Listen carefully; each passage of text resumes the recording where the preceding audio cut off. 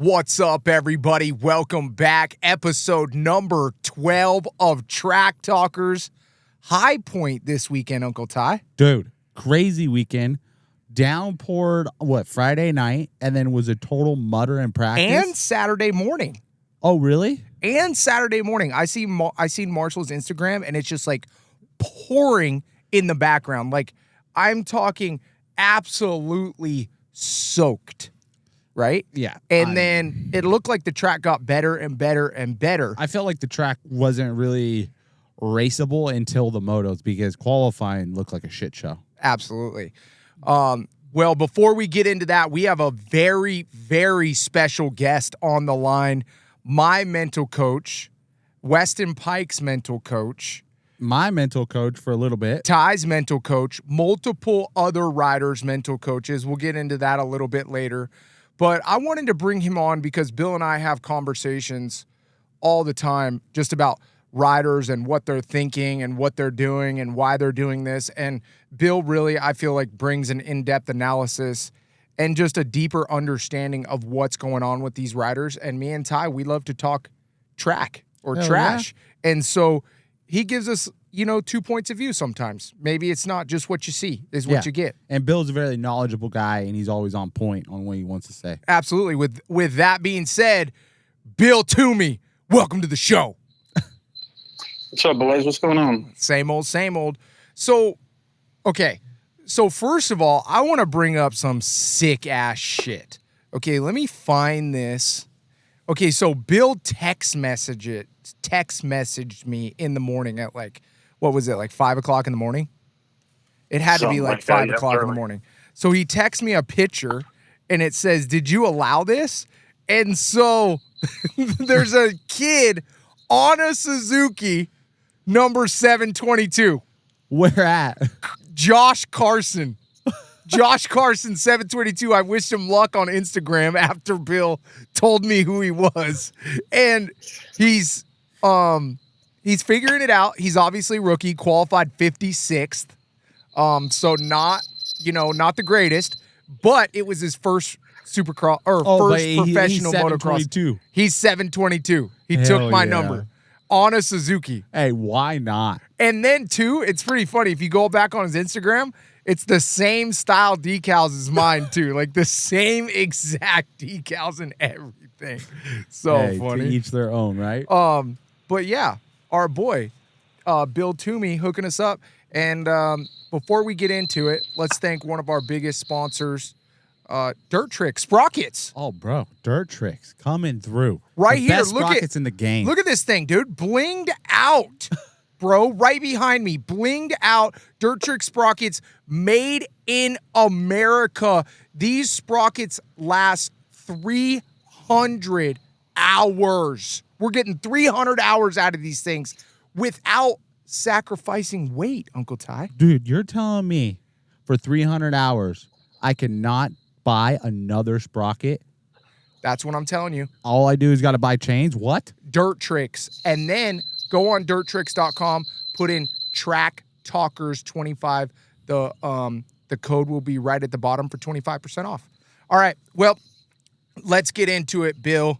This is why we brought you here. We're going to start out with the 250s. So we got Deegan that's on a pedestal. Chance Heim is figuring it out. Kind of got made a little bitch this weekend with Hayden Deegan, but still rode really good. Bro. Still rode really good. And then we got Vial, who totally crinkled under pressure when Deegan got behind him. Mm-hmm. But that was the first time we've seen him crinkle, so that might have just been a mistake. And then we have Levi Kitchen, who has completely come unraveled, right? Do you guys agree or no? The track this weekend was tough. It was everything from, mud in the morning to slick and hard pack almost in the afternoon. And I don't know if you can really call it, I expected to see a lot more from him, but I don't know. I think, Masterpool coming in might have changed the team dynamic a little bit, but I don't know. Obviously he responded real well. So Yeah, and that's kind of what I was wondering too, Bill, is like, so you have a guy like Masterpool, right? Comes in, gets the 300th win for Pro Circuit, comes in a day before the National, right? Then he gets his first win. Everybody's cheering for him because he's the underdog. He's like hugging Mitch Payton. And then you crash. I think he said he crashed 2 or 3 times that day. And, you know, what did he end up? Let's see his result. What? For 250. Levi Kitchen? Yeah. 9th and 10th. Yeah. I mean, like, I really, and this is my thing. At what point is it just this track? Is it something that we don't need to worry about? Is there something that he doesn't need to worry about? Or is he just sucking? He was even off. No, I wouldn't say he's sucking, but he's definitely having a tough time because even last weekend I felt like he wasn't on par. You know? Yeah, and this, I was looking at times earlier today, just doing some breakdowns and stuff like that. But, I mean, from the first qualifying session to the second moto, I mean, you had 20-second difference in times. Phil Nicoletti was like 22 seconds faster in the second moto than he was in his time practice. Yeah. Wow. So that was the biggest one I saw in the 450s. I didn't look at a lot of 250 times. I don't have any kids in the 250 class. Mm-hmm. But, I think this track was really unique. And I think with Kitchen being from, Washington and doing good, on, I don't remember what he did at Paula, but he hasn't really been off the pace. But he did decent at Paula. That's why I was like, I thought he did really good at Paula. That's what I mean. And I think that's what's taken me by so much surprise is like after Supercross, I'm like, oh shit, Kitchen's like the man now. Yeah. Kitchen's like the one. It's Deegan, Kitchen, and Vial. Yeah. Like that's what I thought. Yeah. And, it just like, it's so gnarly. It's how weekend to weekend it is because like Levi Kitchen, I would think he was like a championship contender. So that meaning a championship contender, like a bad weekend should be like 5th. Like really bad. Not 9th and 10th. Even with a crash, he needs to be able to pick up his bike and kind of figure it out. And he just, when he has bad weekends or when he's off the pace, he doesn't seem to like step it up and get out of that comfort zone and make it work. He just stays in there and then he's like, I'll just do it next weekend. Yeah. And the 250s, there's a little bit more spread. They can afford to, maybe have a bad moto here and there. Not like 450 guys. Bill, we talk about spread a lot, but for the people who don't really understand that, explain to them what you're talking about. In the 250 class, what I'll do at the beginning of the year, if I get a guy that's transitional is going from 15 to, wanting to be 8th, we'll look at the season before, look at each finishing position, what the average points were, what the average finish was, have a high-low variance, for the rounds and kind of tiptoe into it. 250 class is a little bit more open just because they're not as consistent, in a round like we had when it was so heavy in the morning, bikes are going to struggle a little bit more. But, I mean, when you get into day spreads, like we'll break the day down, look at the motos and look at high-low, and then basically their second worst lap and their second best lap. I throw out the first and last one. And outdoors, ideally, you want to be within 2.5 seconds. Supercross, it's 1.5 seconds. Yeah. And, so your fastest to slowest lap for you to be in top 8, let's just say, needs to be 2.5 seconds, right? Or would you say? Pretty much. So 2.5 seconds. 2.5 is optimal, and it usually takes a few weeks. Coming out of Supercross, guys are already going to have a good conditioning base. Yeah. So for them to kind of put that down it's a different style of riding, obviously. And then you'll get guys that are better outdoors than they are indoors and vice versa. Yep. So that's just kind of a guideline, but they got to be able to generate the speed. So when you look at the lap times or when you have the sheets there, you look at the individual segment times and you'll have ideal times. So the track's broken into 5 segments. And the ideal time is the fastest of all 5 segments that equates to a lap. And that's just kind of how we measure speed. Yeah. And two, now I'm looking at the overall best lap times of qualifying combined, and Levi Kitchen was 5th. So. Yeah, it's crazy. Yeah, it's crazy. Yeah, like and I don't know how much. Go ahead, Bill. Yeah, I was going to say, I don't know how much faster the 250s were from qualifying to Moto 1. Okay, so here we go. I'll give you it right now, Bill. So Hayden Deegan was a 2:24 best lap time of qualifying, and Hayden in Moto 1 was a 2:14, so 10 seconds. And then at Moto 2, he was a 2:10. 2:10 for his best time. So he dropped another 4 seconds. But that was also the fastest lap time by 4 seconds in the 250 moto, second moto, right? No, well, well, he was also, in the motos, he's coming through. Yeah, he was coming through the pack. I don't know when his fast lap was, but I would imagine it's closer to the end of the race. Yeah, so they were talking about it, and they said he ran 2 2:10s in a row to drop 10 seconds off of Masterpool and Hymas in front of him on the last 2 laps. Yeah, the 2 laps. Insane. Yeah, 2 laps to go. I think he caught Ty Masterpool 6 seconds. Because mean, but even in like the top 4 out of Moto 2, everybody had a 2:11. From Ty Masterpool's best lap time was a 2:11.1, and then Tom Biel's best lap time in 4th was 2:11.8. So they're pretty. So Masterpool was still going fast though. That was not just like a given win. No, To get caught like he did, and to still be able to respond and fight that off, that's a big deal. Yeah, that's a real big deal. Yeah. Just to be able to like mentally hang on, and because like he saw the pit board on like probably like 3 laps to go, and he was like, "Oh, I got some time," and then. And you could tell the last lap. And then 1 lap to go, he was like, "Oh shit, these guys are on me." Dude, the last he stepped it up. The not the white flag lap, but the 2 lap to go lap, he was fucking falling apart. He was like, it was just mistake after mistake after mistake, and then he just literally said, "Nope, this is not gonna happen. I have to get this done." And dude, if Deegan was any closer on that last lap, he was getting him. Yeah. I mean, Deegan was in like full send mode, just kamikaze.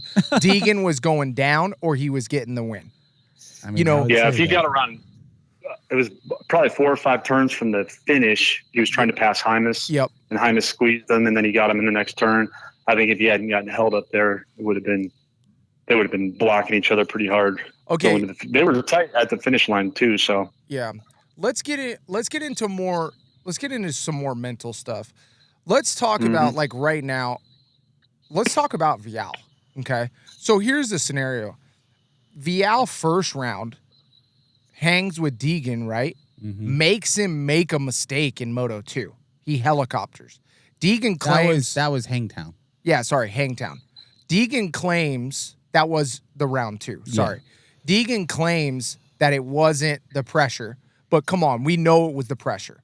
He was whether he succumbed to the pressure or whatever you want to call it, Deegan had to ride harder, made a mistake. Yeah. Right? For sure. Then we moved to Colorado. Well, okay, Vial wins Hangtown. Then we moved to Colorado. Yeah, but Deegan still wins overall. Yes. But he gets a second moto, which is a big deal. Then we moved to Colorado, where Vial gets right behind him again, catches him, and then straight makes a big old mistake. No, Deegan does. Tucks the front. Right? Tucks the front. Then Deegan gets back up and passes him again. And then Vial tries to make a pass back. And I didn't think that was that much of a confidence deflator because he had the pass made. He just made a tiny mistake. And then it looked like to me this weekend, I had Vial picked to do really good because the bike is stiff. It's supposed to work in muddier conditions. Softier conditions. And then this seemed more European trackish, right? HighPoint? Oh, for sure. Didn't it? Don't you think, so. Bill? Yeah, maybe earlier in the day. Okay, that's true because it was muddy, right? Okay, so then Vial has absolutely nothing both motos. Like, where did he end up? What was his first and second results? So first moto, Tom Vial was 8th, and then second moto, Tom Vial was 4th. In second moto, that was when Deegan put the pressure on him for what, like a third place pass? Tom Vial must have went down in Moto 1 for sure. He must have, yeah. Because he was a plus minute and a half in 8th. Dude, or his bike set up or something, or he wasn't feeling it. He must have went down. And then, even in the second moto, Tom Vial was plus 18 against the leader. And so you got this punk-ass Hayden Deegan kid talking shit about everybody, and then he's backing it up. Yeah, he talks shit, straight up talk shit about Vial. I mean, yes. At Colorado. Straight up. I mean, if he thinks he's got you, he's going to say, I got you. Yes. Okay. Now, Vial has completely tanked at the most European track I think we've seen so far. Yeah, but everybody says that Southwick is like Vial's track. Okay. Okay, there we go. Say, wait for 2 weeks, and it's still early in the season too. There's a lot of things that can happen, and it's never over till it's over. And again, with the 250 guys, there's going to be a lot more give kind of in the results. You can have a bad round here and there, and because I think everybody's going to have a bad round by the end of the year. So there's more room to make mistakes.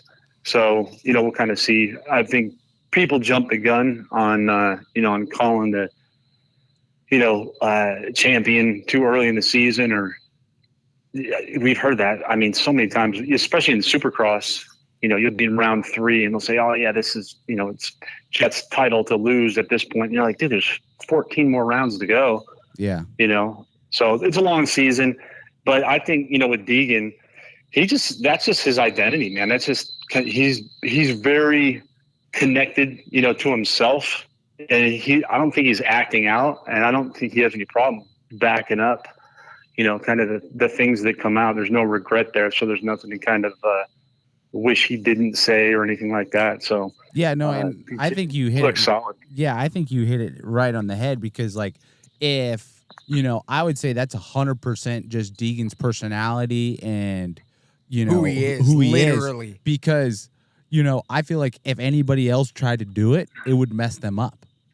And they're playing a game that they're not. Yeah, they're playing a game they're not comfortable with, equipped to play. So. You know what I'm saying? And like Deegan will just say and then forget about it, like it wasn't even a thing. He's just like like, oh fuck, sorry bro, I talked shit about you, I didn't back it up. So he's like, no, so what? I mean, when I was behind Chance, I thought Chance had a chance, but I just made sure Chance didn't have a chance. no, he literally, you didn't. Yes, I heard it.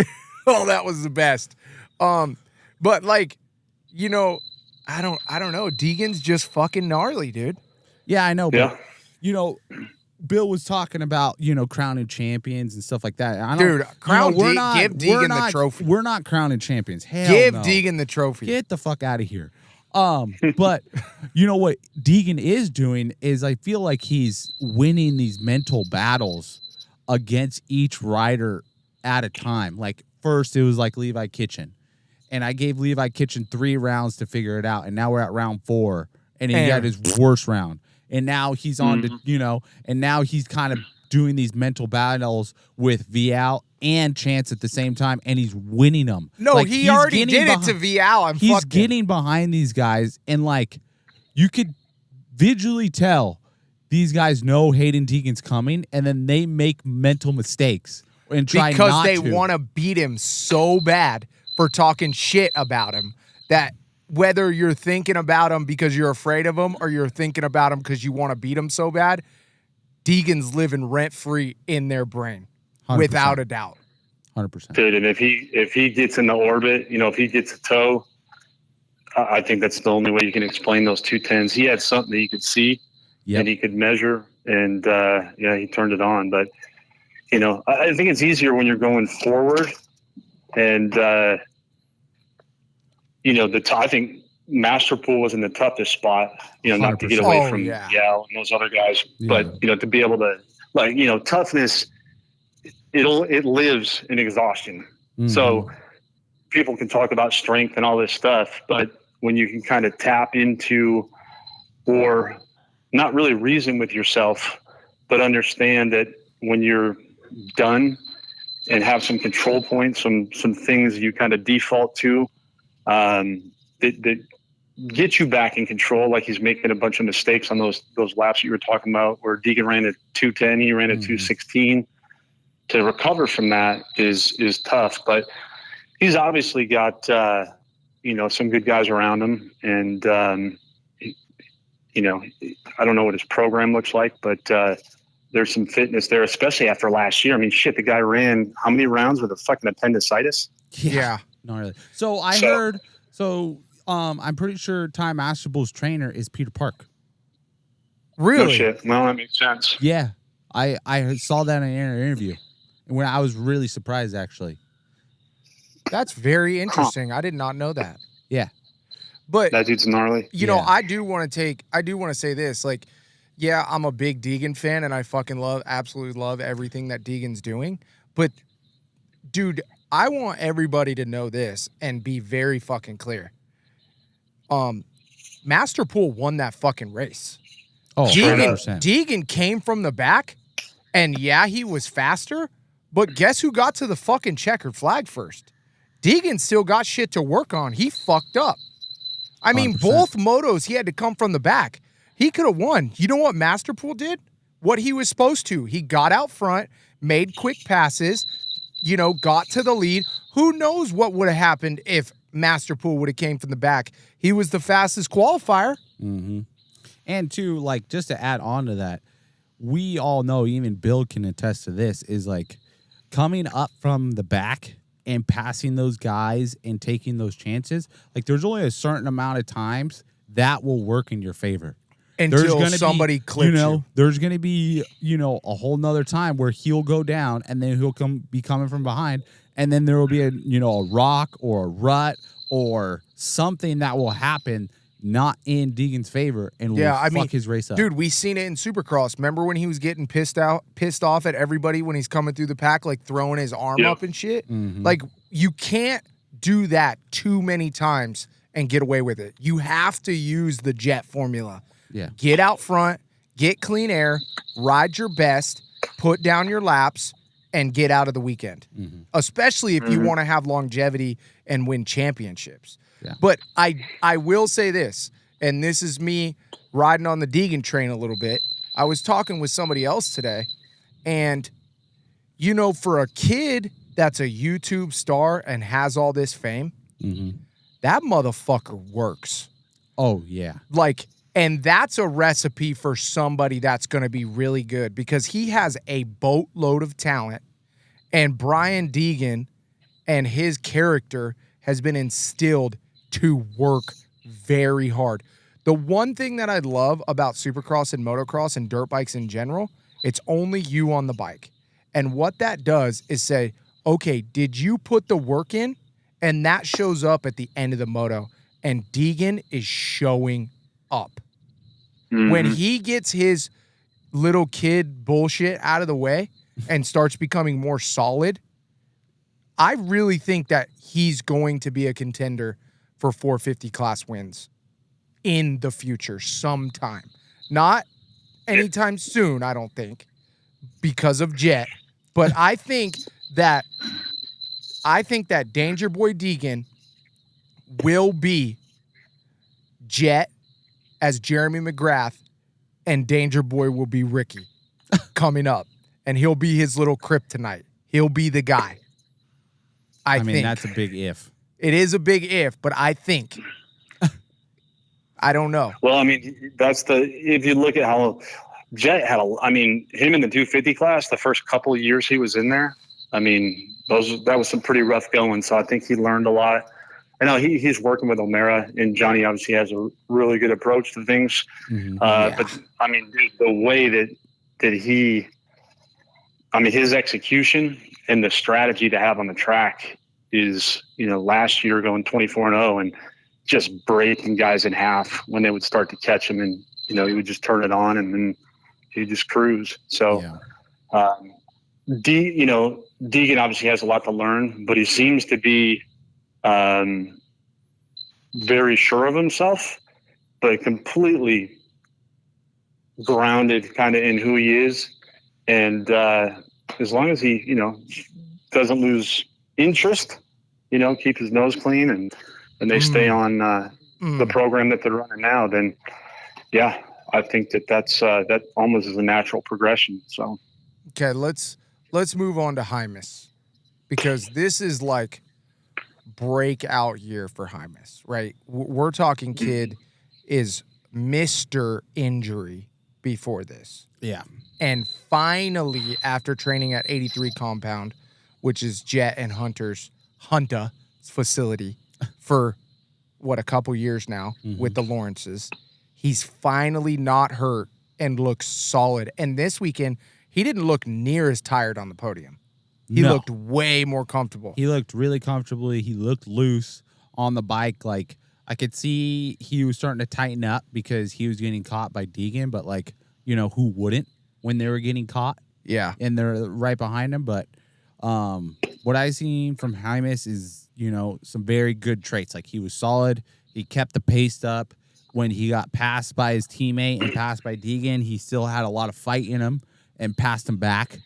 And, those are good things to see. When you have a trait as a rider that you can, lead, make some mistakes, drop back, and then regroup, and then fight again, and then get one or two guys back, like, that's huge in my book.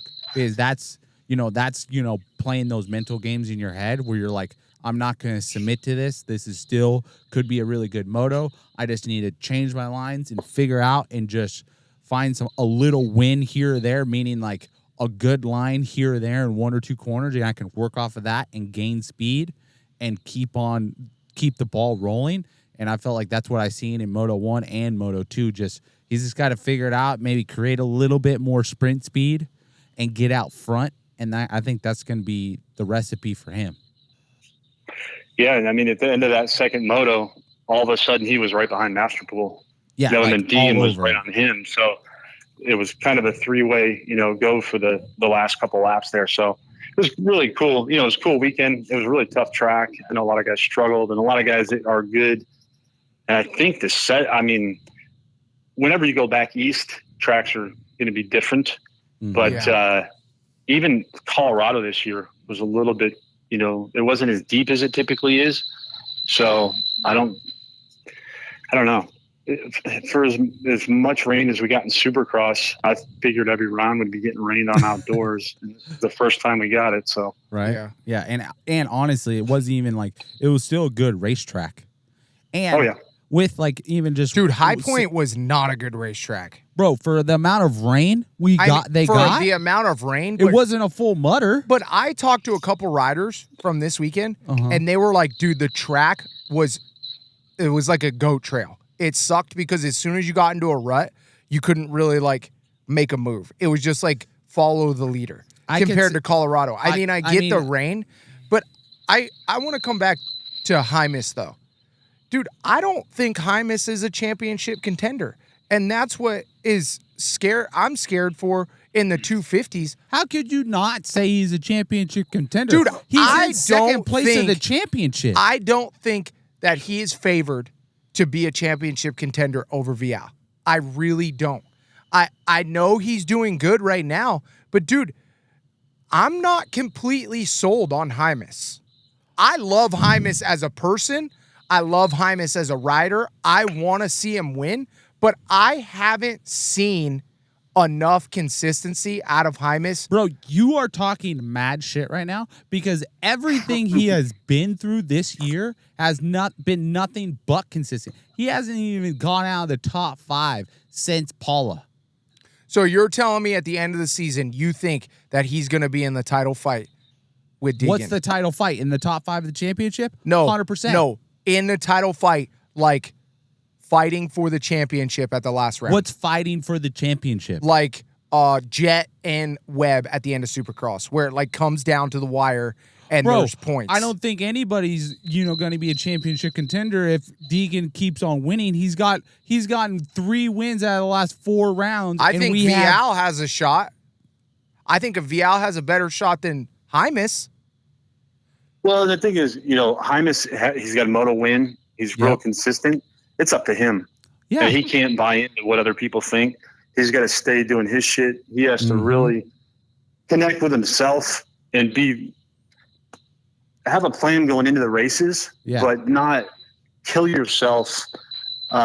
Just urgency is good, and it drives you to certain levels, but it can't be the kind of thing where it's like, I've got to win right now. I haven't won, 5 or 6 races or whatever. He just has to.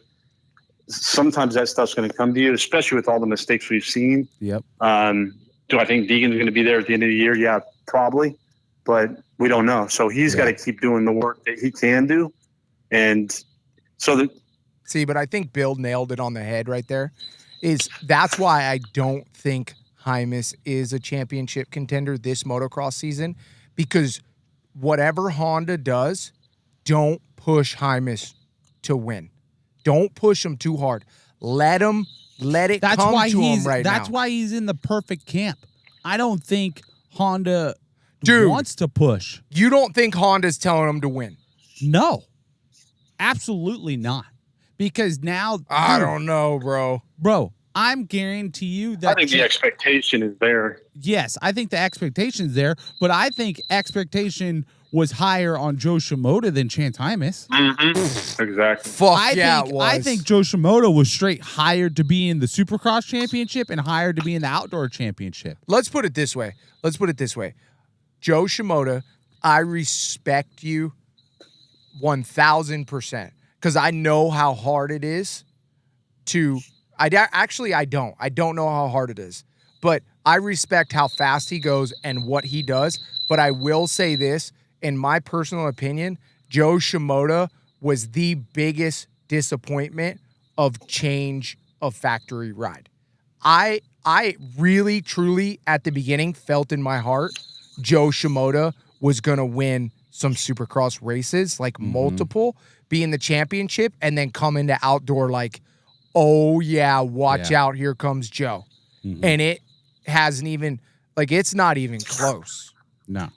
Bill, what's that all about? I don't know. And I'm sure that, talk about disappointment, I'm sure that Joe would be the first to say, yeah, it's been a disappointing season. But I don't know. Again, I don't watch a lot of the 250 guys, but he is one guy I did expect to see there a lot more in Supercross. And I don't remember if he had any wins or not, but it was a different I think Bill cat. I think Joe had 1 win, I want to say. Yeah, and it was like at the end of the season when Kitchen didn't need to win, right? Wasn't it? Yeah, it was like 1 or something. And then he did have a good race at the shootout towards the end of the Supercross season. Yeah, he's a different guy on the Honda than he was at Pro Circuit. Yeah, but at Pro Circuit, I felt like he was like one of those guys that was super up and down. He was like either real good or real bad. Remember, he was a fill-in rider. Oh, that's right. Yeah, he was. Yeah, because Geico folded up, and then they had that Mitch Payton tryout, and then he got on there. Okay. Yeah, and I don't remember. I think that was 21. Did he come out? He came out 20 or 21. I don't remember. Somewhere right. I just remember he just wasn't. I was like, I can't believe. I didn't. And I don't remember. Oh, it must have been 21 because he won one of the races at the at those residencies in. I can't remember where it was, but I was like, dude, this guy came out of nowhere. Yeah. Yeah. And then he was doing really good on the Super Motocross tracks last year, too. He was at SMX. Okay. All right, guys. So, Masterpool. Freaking Masterpool. Let's give him a round of applause. Congratulations, Masterpool. What a story. If that kid hasn't been through hell and back. The whole family. I don't know who has. Mitch's 300th win. Deegan gets second, extends his points lead on everybody except Ty Masterpool, which is what he wanted to do. And then Hymas gets third, and Vial doesn't produce. Okay, and then Kitchen ends up sucking really bad. Yeah. All right, moving on. 450. Okay, Bill, do we want to talk about who you're working with? Do you care, or do we not? Nah. Okay, so We'll leave that. Yep. So, fucking Hunter, bro. Dude, he's good. Bro, I told you this. I didn't think he was that good. Bro, I told you. Dude, I remember this kid Bill. was 14 running GPs on the 250s. He's like 14 years old. Yeah. Running top 3 in the GPs. It was insane. And he's what? That was like 10 years ago. Yeah, he was 10 years ago. So, but, Bill, in the beginning of the season, I told Addy that I guarantee you that Jet and Hunter straight battle for wins during the practice weekends. And I was like, week. nah. And he's like, nah, bro. Jet's just whooping his ass every single day. And I'm like, there's no way that Hunter is getting whooped by Jet every single day, bro. When I see those two, all I can think of is, you guys probably weren't even born, but Ricky Johnson and Jeff Stanton in '89. When Ricky kind of took Jeff Stanton. Yeah, Ricky took Jeff Stanton under his wing, and then Stanton just took off. He started winning everything. I had, traded back and forth with Bale in '91. But, yeah, I mean, it's one of those things where Hunter has the talent. He's obviously got the speed, but Jet has that intangible thing right now that I don't think anybody's got. So we'll see if he can kind of pair it up at some point as we get deeper into the season. But I don't know how long Jet's gonna kind of let him hang around before he becomes a real person that's a threat to win on a weekly basis. So I think that relationship's gonna get pretty serious soon. What do you mean? Yeah, it's already serious. Homeboy's got the red plate still, and then he almost passed him at the end of the first moto. And you can tell Jet shit's a little fucked up still. Yeah. You can tell his shoulder's a little hindery, and he's getting through it with adrenaline. Yeah, you can tell at the end of the second moto, you could tell that he was like laboring and his shoulder was sore. All right. Yeah. We're going to move. He's still, go ahead. He still won them both. So. Yeah. Well, let's move on to the elephant in the room. What's the elephant in the room? I have more to talk about with Hunter and Jet. Okay, let's talk about that before we freaking get to the depressed part of the races. I just want to say everybody should be so worried that Jet and Hunter get out front in races, because I remember I'm relating this to our practice days of like Zaka Station and the house. Dude. And the amount of focus and mental focus I could get into when we were racing each other, and the mental locked in, and how comfortable I was to like just focus on your rear wheel and what I could do when we would battle, other than like compared to anybody else. Like, dude, it's insane. It's insane. The depth. Yes, the amount of focus you can get into when you're battling your sibling. Dude, it's fucking insane. It's like nobody else in the world exists. Yes. And all there is get that motherfucker, because you know you can. Because at night, you're going to have to sleep near that little hoe, and that motherfucker is going to either have talking shit rights that night or he ain't. and it gets serious. And very rarely do major mistakes happen because you're just so focused. That's what I mean. And there is no stronger drive of competition than trying to whoop your sibling's ass. 100%. And you've seen it in the first moto. Dude, how fucking pimp was it when Hunter and Jet were finished side by side pretty much at the finish in the first moto. With 24 seconds above with a Chase 24 Sexton. to 28 second thing. Then these motherfuckers proceed to get off the track, not winded, pick up both their mechanics, and the two Hondas ride off before anybody even fucking crosses the finish. Dude, yeah, they were putting it down, that's for sure. Like, if that ain't a Honda commercial, I don't know what is. You know what's funny though is Sexton had the fastest laps, in both of those races. And it wasn't dramatically faster, but it was, 3/8, half a second faster. Yeah, and 0.1 of a second in Moto 1. He'll get that bike figured out, but Really? Definitely. Really get the moto. fucking bike figured out? I mean, if he doesn't get the bike figured out, he'll make it work, it looks like. Dude, Bill. Yeah, and the thing is, he's turning the speed in. He's making some mistakes, and I think that he had a little bit too much urgency. He was trying to do too much too quick, but he was the fastest guy on the track. And yeah, I mean, when I look at a guy that, you can tell when a guy is getting excited and he's forcing passes, he's getting a little too close, or, hitting guys or blocking guys. Mm-hmm.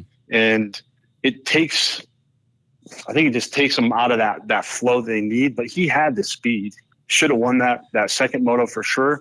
I think he knew he could have won it, but I think just jumped the gun. I mean, they're long races, but is Hunter and Jet got out front, and those guys are going to take off. So I understand the urgency, but he was definitely the fastest guy on the track. So I think, hold on one second, because I have my opinion on this, and I'm glad you have your fucking opinion. You've been talking all night, okay, fucker. Chase needs to watch this race, and he needs to understand. I don't think he's ever gonna whoop Jet's ass. No, he's not. No, hold on, and meaning he needs to take a note from Jet Lawrence and be okay with Jet running 1 to 2 seconds or even 3 seconds behind him, and just be comfortable there and not have that anxiety of, why am I not just waxing this guy because I'm holding this bike wide open through the corners, mm-hmm. and I'm railing and I'm on the ragged edge. He needs to be comfortable being uncomfortable, holding that 2 to 3 second gap, and just try to breathe and relax and let the track come to him. Because in that battle in Moto 2, you could tell, or I could tell, in my opinion, that Chase was worried about what Jet was doing and where Jet was at in the race. And prior to the crash, you could almost see it, the crash coming when you watch that moto back, because he was starting to make these little mistakes, these little front end twitches, around the finish line. And then his bike gets off a little line. And then all of a sudden, couple sections go by, and then he's down, and he makes this weird mental error where he loses track of his front end. It goes over the berm, and then he does this just this weird belly flop where you should be accelerating and your weight should be transferred to your rear wheel, and the front wood should be out of it. So it's I don't even know, if that corner was on a practice track, he could have done that corner 1 million times without that mistake. But because Jet Lawrence is behind him, he made that mistake because I don't think he was thinking about the right things. Yeah. I think, like you said, though, I think he had arm pump, too. Yeah, but the arm pump was caused by him not thinking about the right things and not relaxing. Yeah, probably. I think that anybody who's going to run up front has to accept it's going to be a knife fight. And you got to learn how to apply pressure from the lead. And, the only head game that's being played is the one you're thinking about. Mm-hmm. So just needs to be put some knowledge on him. He just needs to be reacting, do what he does. I know it's easy to say, hard to do, but that's what I'm talking about. You got to have control points for different situations, on the track, and not the track itself, but, is somebody catching you? If someone's catching you and they're 2 seconds faster, then, they're going to get by you. So I'm not saying let them go, but you can break guys to an extent, but you're not breaking a guy. You're not taking him 2 seconds off his pace. But these guys are 1/8 of a second quarter of a second. Yeah. And he just needs to accept it's going to be deep water, and it's going to be, you're in the shark tank. So they're just going to have to kind of fight through it. But that's where they're obviously all well conditioned, and fuck. Yeah. Well conditioned is very well conditioned. Well conditioned is an understatement. Motherfuckers so the conditioning are give you, premium athletes. That conditioning will give you it'll change your mental state altogether. You'll have a lot of confidence there, but then it's going to be comparison when you get into. I mean, shit, those first three guys, they were running 209s. Yeah, 209s in that second moto. What's insane? And I think I think Hunter qualified at a 227. So 20 seconds faster. It's insane. So it's a completely different setup. And I think guys, they obviously had that dialed. That team, I mean, to be able to adjust and to be there week in and week out, it's the rider, it's the team. They have a good kind of approach to things. But, I think when Chase gets it back together, he'll be a tough dude to deal with. But but like Bill, what does get it back together mean? You know what I mean? Does that mean get the bike together? Does that mean mentally get it together? What, in your perspective, what does that fucking even mean? My perspective, I think that I'm not going to say it's in his head, but if you can generate the speed, you can figure out a strategy. So there's four aspects to performance. Performance meaning kind of what you do on the track, and it's mentality, physical condition, technical proficiency, and then strategy. So your mentality, and that's the hierarchy. So mentality, it rules over everything below it, but that stuff also filters back up. So as you become more conditioned, you have more confidence, you have obviously more stamina. As you work on, there's training and practice. Training, is learning something new. Practicing is deepening that skill. And then strategy is kind of just the approach to the race. And that's kind of the part I think that if I were him, I would look at those four aspects, break it apart, and kind of segment, where am I exposed? What am I doing wrong? And be honest, it's not always the bike. Yeah. So dude, I think it is the bike though. Like, it could be, but if you're running 207s, it's not the fucking bike. You know what I'm saying, Sorry. Bill? Like, dude, bro, I think that this guy ran a 209.4. Yeah, but look at, dude, when you guys watch him race, you guys all watch the race, right? Yep. Have you ever seen a fucking front end twitch so much in your life? I mean, have you ever tried to go 80 miles an hour into a corner and try to break over a slippery spot? Don't forget, it was the same thing. It was the same thing on the Honda. It was the exact same thing. So I don't know. Maybe my guy needs to switch his setup style then, because something. Like, I think if the bike can if you can go that fast on the bike, you need to kind of wrap your style around it. And he can't go that fast that many laps in a row. But I think that's what KTM's having a tough problem with, is trying to match what Chase Sexton can do. Because I think what's happening, in my opinion, is they find a setup and Chase can go faster, and Chase automatically goes faster, and then there's a whole nother set of problems that are happening because he's getting to this new speed, because he's a little bit more comfortable on the bike. And now KTM's trying to catch the bike up to what Chase can do. And, that's ever evolving. It is. And it's, it's a vicious circle too. Yeah. So you keep changing the bike. You got to get used to something, and you got to adapt to. Like Chase is looking for that continuity in his motorcycle, and it's just God not damn! there. I didn't even know you knew that word, motherfucker. Shit, he's looking for the continuity, bruh. He is. I feel like that's what he's missing. If you look in the second moto, the mistake that was made. If I look at the lap or two before, and I kind of look at the urgency in some of the passes that he's made, where he's pinning guys on the berm. Oh yeah, and he's just doing stuff that's kind of out of character. That just tells me that he's, getting a little, just kind of out of. I mean, that stuff takes you. Like, if you go hit somebody, you start moving out of your line to block somebody, your race is over. That's when guys crash. That's when they fall apart because you're not focused on what you're doing, you know. And there's two types of goals. You have result goals, which are the things you get from what you're doing. And then you have performance goals, which are what you're doing in the moment, which is generating the result.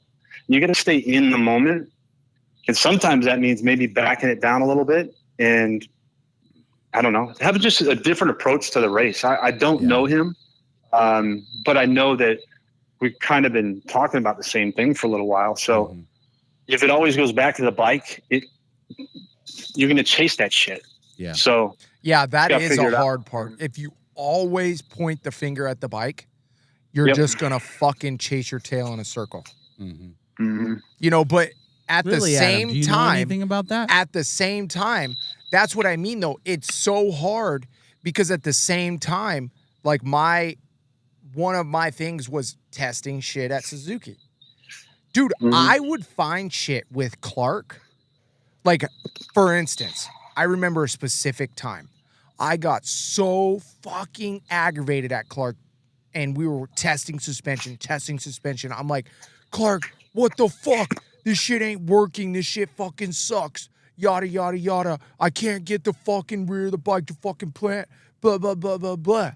And then he gives me this fucking shock setting. He's like, dude, I got a new idea. Let's try this. Go out to the track.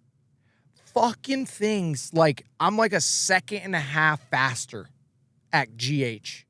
Like instantly, the fucking rear just squats and soaks it up. Then the next week, we go and we put that exact shock setting on Anstey's bike, and he drops a fucking second. And you can just see the difference. Yeah. And that's what happens is these guys feel that setting change, and they're like, holy shit, that's really good. And you should be able to do it again, but you got to have these fucking scientists like at F1 that are inventing shit that actually fucking works. Yeah. And it's not easy to do because one thing that I've learned about a dirt bike is if you make one thing good, you fucked up another thing. If you make one thing good, you have another problem. Yeah, cause and effect. Boom, all the time because you have a rear and a front and it's alternating all the time. So every time, like for instance, like motor mounts, I went to a stiffer upper motor mount. It's super good because it keeps the bike straight, but it makes it fucking so chattery and deflecty on the small shit that it sucks. But the bike stays perfectly straight at high speed and in the whoops. Then you put the soft motor mounts on the top, and the whole fucking rear of the bike is swapping the fuck out left to right. But when you come out of the corner and you accelerate, the bike's just plush as fuck and just and hooking up. So it's just like, okay, well, I made one thing good, but now the other thing's shitty, and now one thing's good this way, and the other thing's shitty. Yeah. Yeah. And I'm not even going to pretend to know at that level. And that's why I don't even want to hear it, you know, because I look at what's possible, you know, by way of speed. And then I look at what's, you know, the conditioning has to come around to be able to sustain that. Yeah. And I think that's go ahead. Yeah. You can test all week long, but when you go to the track, it's totally different. Yeah. And that's totally different. That's one of the things that I really did like when I was working with you was like, I feel like you looked at my riding sometimes, but you really didn't give a fuck. You just looked at the numbers all the time. You know, it was just numbers. You know, did it actually go faster? I know you fucking felt better, but here's what has to happen. The fucking spread has to be this, Adam.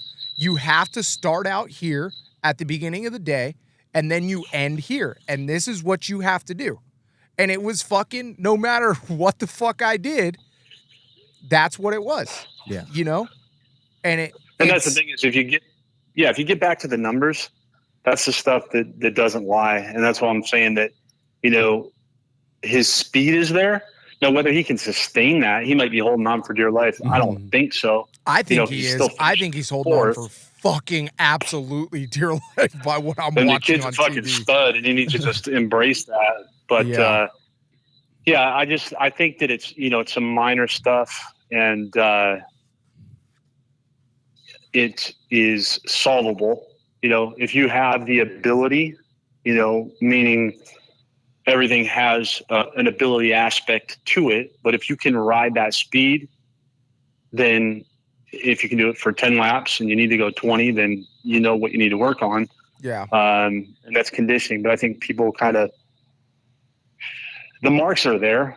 So he just got to figure it out. People can give him advice, and I'm sure he doesn't want to hear any more advice, but no, it's just one of those things, a basic plan, a lap strategy, and it has to be situational. If you get a bad start, you don't go, oh shit, man, this sucks. I'm just going to, my race is over. No, you got to get your ass going and do, just like Deegan did.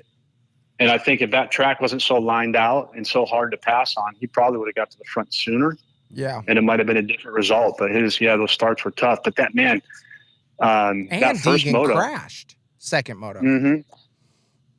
Yeah, that's crazy.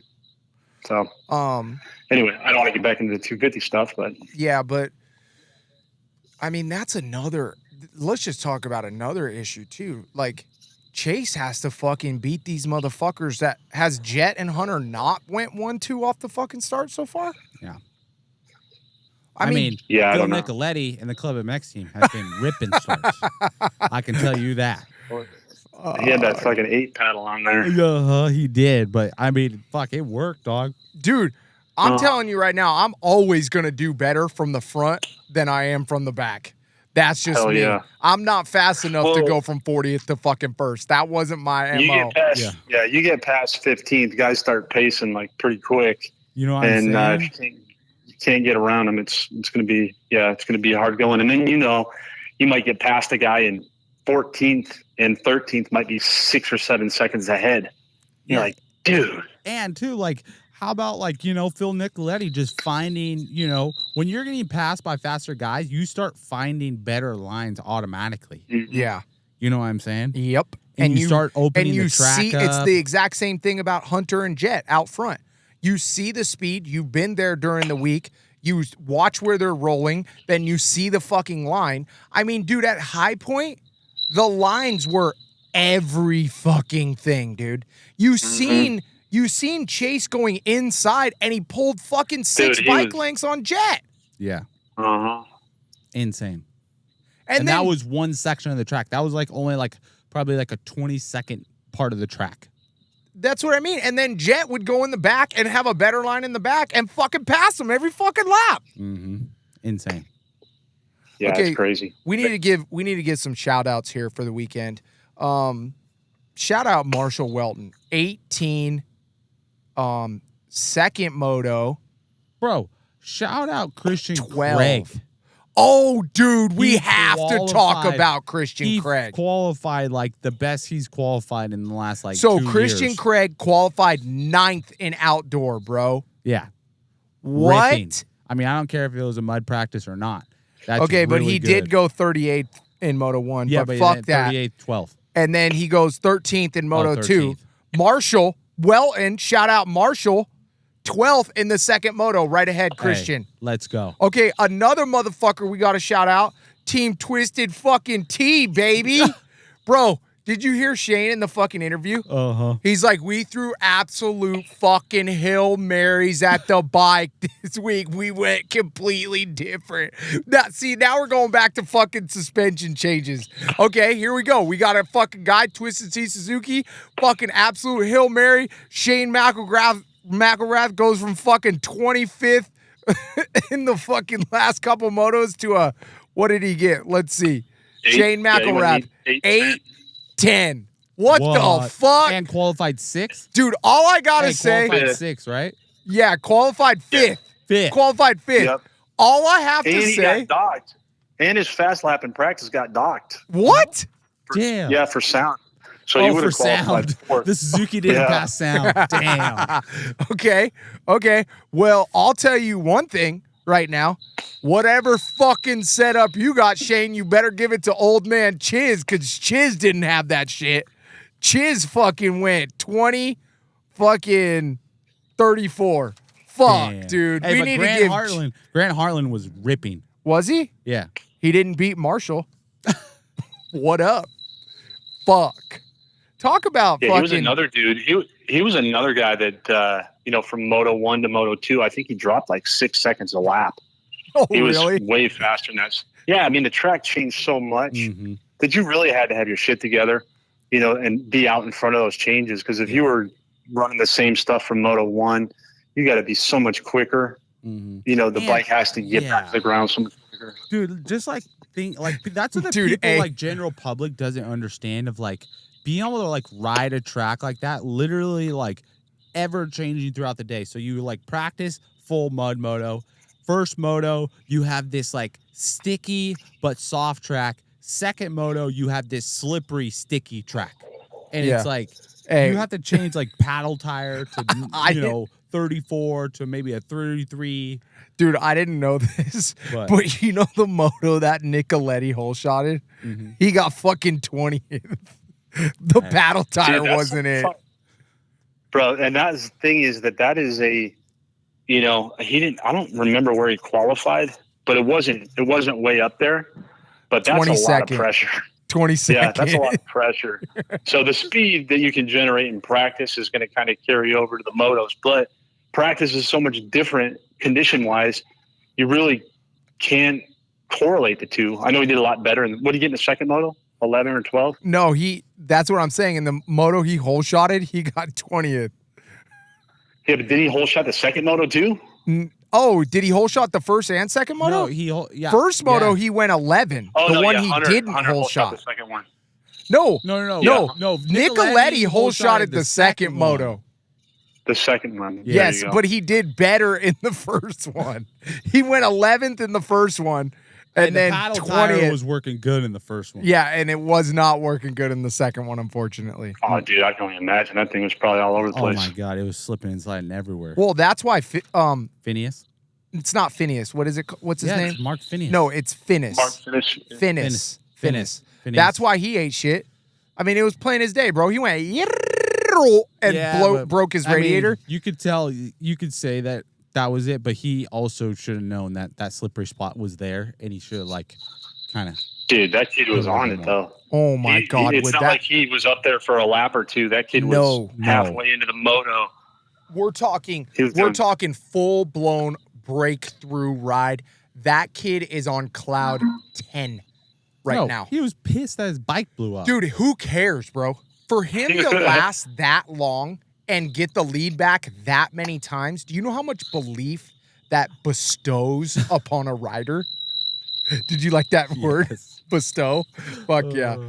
Oh, shit. And that's the thing is he's just got to he has to look at the performance, not the result, because he was doing the things that it took. I mean, shit, you're leading a race. Yeah. It doesn't get much better than that. Obviously, finishing it would have been great, but it wasn't up to him. He would have got up and probably been, fourth or fifth or whatever, but to get up there and to, on a tough track, tough conditions, and I don't care if people were giving him the lead. He was still there for half the race. So that's part of the deal with professional races is people always talk about, Dungy won because nobody was there and fucking he got it given to him. Dude, what the fuck, bro? Everybody has to show up and race. If you can't show up, that's because you fucked up and you didn't make it. That's part of the deal. Just because Deegan ran the fastest lap time, he wasn't the best this weekend. Masterpool was, because he did his job better than what Deegan did. Does Deegan have more speed and has a better possibility of being able to do it next weekend and the weekend after that? Probably, but not at HighPoint. He won. I don't care what way you want to chop it up. Masterpool was better. He won the race. Yeah, 100%. You got to. It starts to win. Not to cut you off there, Ty, but starts. If you're going to win races, you got to get the starts. You got to be in the top 7. All the time. So to be 18 or 20, whatever he was, that's a tall order. So. Yep. Cool. Well, Bill, do you want to mention anything else? No, I think that. It was a good little chat, and I'm going to hit the rack here pretty soon. I got to be up early, but it's good to talk to you guys. Heck yeah, I miss you, bro. Too, I'm glad you were on. Yeah. I feel like, what was that one line that I really liked? Mental games are the ones you think about. Yeah. Wow. all you motherfuckers listening, marinate on that thing right there, bro. Well, and here's one thing I will say, and and Adam, you've probably heard this 100 times, but the questions you ask yourself in your head is going to be the quality of the response that you give yourself. If you say, "Why does this always happen?" Your mind's going to say, "Because you're a dipshit." Yeah. You know. So, what's good about this? How can I use it? That's old school Tony Robbins stuff, but dude, you want to influence your thinking. You want to get on track better. You want to get your mind on track. You got to ask good questions. In the worst situations, what's good about this? After you crashed out of a race and you were leading, what's good about this? I know I can run up there. What's good about you? Make yourself give 3 answers, and it'll kind of turn you around and get you moving in the right direction. It doesn't matter if it's business or if it's on the track. That's a game that's there all the time. So that's the one we all have to play, but it's the game we play with ourselves. So, yep. What direction do you really want to go? Mm-hmm. Cool. All right. Well, cool. That's Track Talkers episode number 12 with Bill Toomey, your mental coach, my mental coach, Ty's mental coach, and many other fantastic riders' mental coach. Thanks for being on tonight, Bill. Thanks to all the audience. If you guys haven't, subscribe, comment, tell your friends, tell your wife, tell everybody, okay? Get them on it. Track Talkers, episode 12. Peace out, guys. Late.